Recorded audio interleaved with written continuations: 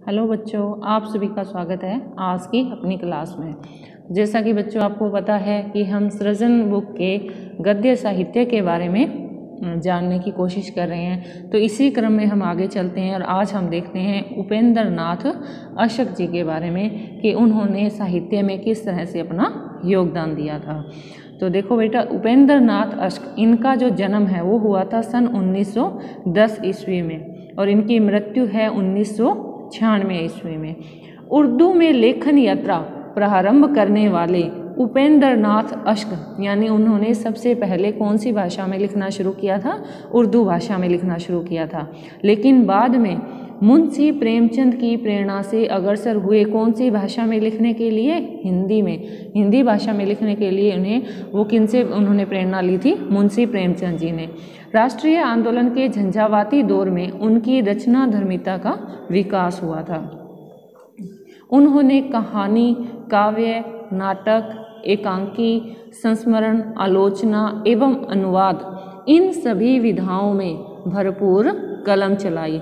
नाटक एवं एकांकी विधा को नए आयाम देने वाले अशक जी ने जन जीवन में व्याप्त रूढ़िवादिता, जड़ता एवं आडंबरों पर निर्ममता पूर्वक प्रहार करके मानसिक भावों व अंतर्द्वंद्वों का बखूबी चित्रण किया है। यानी इन्होंने क्या लिखा है? काव्य लिखा, नाटक लिखा, एकांकी लिखे, संस्मरण लिखा और आलोचना और अनुवाद भी किए। लेकिन इन्होंने एकांकी और नाटक के अंदर सबसे ज़्यादा किसको दिखाया है? रूढ़िवादिता को, जड़ता को और आडंबर को। यानी हमारे समाज में जितनी भी कुरीतियां हैं उनको लेकर इन्होंने लिखा है। तो अब हम बात करते हैं इनकी प्रमुख रचनाओं के बारे में। तो रचना के अंदर हम सबसे पहले देखते हैं इनके उपन्यास। गिरती दीवारें, शहर में घूमता आईना, गरम राख, सितारों के खेल, ये तो बच्चों हैं इनके उपन्यास। अब है इनके कहानी संग्रह।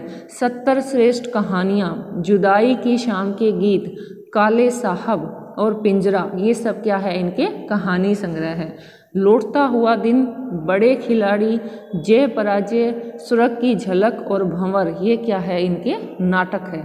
अंधी गली, मुखड़ा बदल गया और चरवाहे, ये है इनके एकांकी संग्रह। और इसके बाद में इनका आता है काव्य। एक दिन आकाश ने कहा, प्रातः प्रदीप दीप जलेगा, बरगद की बेटी और उर्मिया, ये इनके क्या है? काव्य। अब है कि इन्होंने संस्मरण में क्या लिखा है? देखो बच्चों, मंटो मेरा दुश्मन, फिल्मी जीवन की झलकियाँ, ये क्या है? इनके संस्मरण है।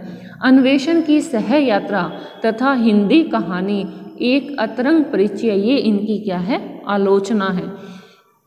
अब देखते हैं कि आपका जो पाठ है उसमें क्या है? एकांकी ली गई है और उस एकांकी का नाम है तौलिए। ये नाम अपने इसे बखूबी से जानते हैं, पहचानते हैं। क्यों? क्योंकि तौलिए का इस्तेमाल हम प्रतिदिन करते हैं। तो आप देख रहे होंगे भी इतने बड़े साहित्यकार ने एक तौलिए के ऊपर क्या लिखा होगा और इसे पढ़ना काफ़ी रोचक होने वाला है। तो बच्चों देखो कि इस एकांकी के अंतर्गत है क्या। तो एकांकी क्या है? नाटक का ही एक रूप होता है। किसी एक अंक को लेकर यानी एक ही दृश्य को लेकर क्या है? उस पर लिखा जाता है। तो अब ये जो एकांकी है इसमें क्या है? देखो बच्चों, शिष्टाचार, सभ्यता व तहजीब के नाम पर फेल रहे आडंबर व खोखलेपन को बखूबी अभिव्यक्त किया गया है।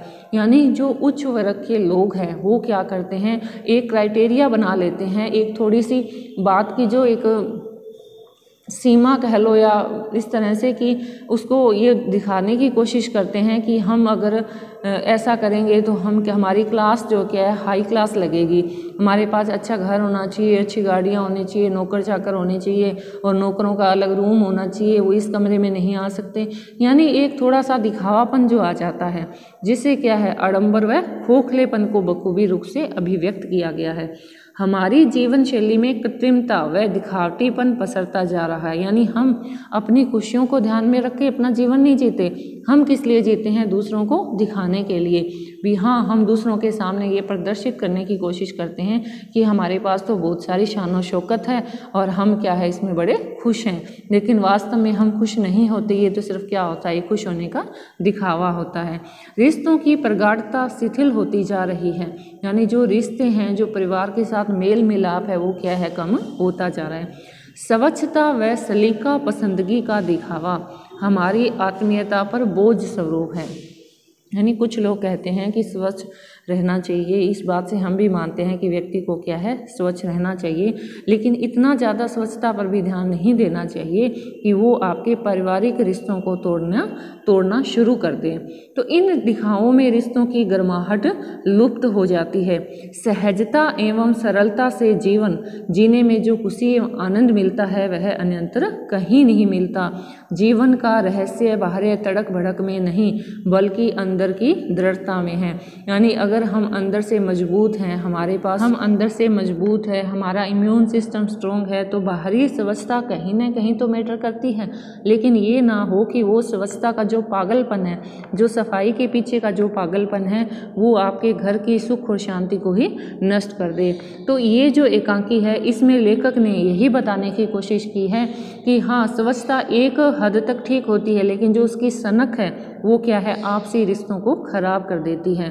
तो बच्चों, इससे आगे वाले वीडियो में हम इसका अध्ययन करेंगे।